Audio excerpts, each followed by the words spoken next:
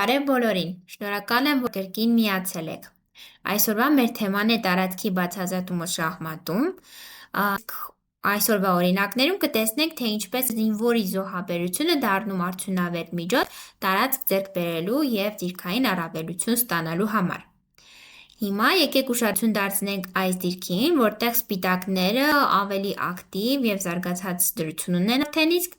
հետևաբար պետք է մտածենք կենտրոնական հատվածը բացելու ուղղությամբ։ Այստեղ հասարակ փոխատեղումը այդքան էլ չի օգնի, քանի որ զինվոր F4 քայլից հետո տարածությունը փակվում է և սպիտակները առաջընթաց չեն տեսնում։ Այդ իսկ պատճառով սպիտակները սկսում են F4 քայլով, որը զոհաբերում է զինվորը տարածքը բացահայտելու նպատակով։ F4-ը վերցնելու դեպքում կարող ենք հանգիստ լինել, քանի որ փոխատեղումից հետո այն անհնար է պաշտպանել, ինչպես տեսնում եք։ G6, սևերի գաղափարն է բերել G6, հետո B4, սակայն հիմա կարող ենք չմտածել A3 քայլի մասին, քանի որ նավակ F4 ենք անում, G B4, նավակ H4, այդ նավակ H4 քայլից հետո ստանում ենք դիրքային առավելություն և ամեն ինչ ավելի շուտ ենք հասցնում։ Մինչ երկրորդ դիրքին անդրադառնալը ցանկանում եմ նշել, որ ձեր ակտիվ մասնակցությունը շատ ողջունելի է և ֆորումի հատվածում կսպասեմ ձեր հետադարձ կապին, հարցերի, քննարկումների և շախմատային մեկնաբանությունների տեսքով։ Հիմա ուշադրություն դարձնենք երկրորդ դիրքին։ Մինչ սկսելը կարող եք կանգնացնել դասը,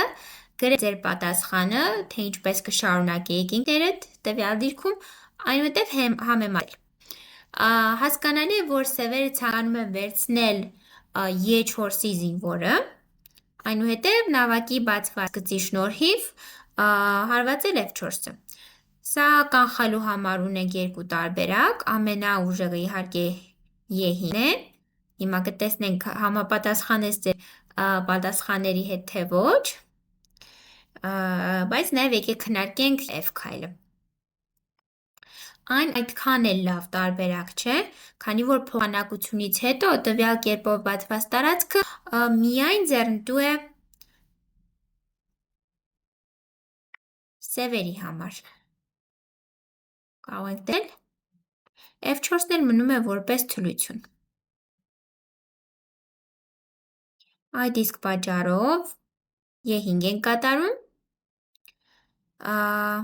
վերցնելուց հետո իհարկե փոխանակություն չենք կատարում, քանի որ եթե շտապենք, ապա F4, F3 քայլերից հետո ինքներդ եք տեսնում, ինչպիսի վատ դիրք են ստանում սպիտակները։ Տարածքի անկում, արքայի թուլություն, խաղաքարերի պասիվություն, դրա համար վերցնելու փոխարեն կատարում ենք G2 քայլը և խաղը այսպես էլ շարունակվեց, G2, թակույց C2 և հիմա եկիծը բաց է և նավակը ակտիվ։ Սևերը այստեղ կատարում են ոչ այդքան ճիշտ քայլ, իրական խաղի մեջ նավակ BD8 և փոխարենը նավակ B7-ը ավելի լավ է, տեսնենք ինչու։ E5, B6, ուրեմն տվյալ քայլերից հետո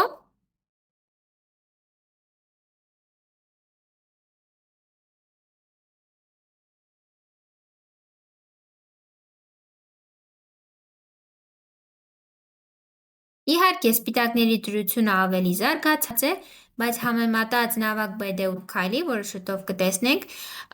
այս դիրքն ավելի ստաբիլ է և մի փոքր պայքարելու տեղի տալիս է սևերի համար։ Եվ հիմա հետ գնանք։ Այսպես է հացել խաղը, նավակ E5,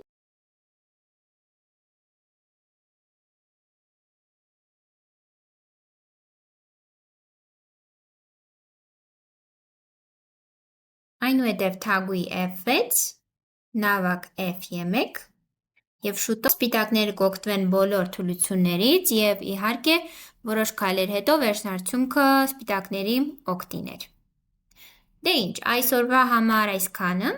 Հուսով եմ դա օգտակար էր և կսպասեմ ձեր ակտիվ մասնակցությանը քննարկումներին։ Մինչ նոր հանդիպում։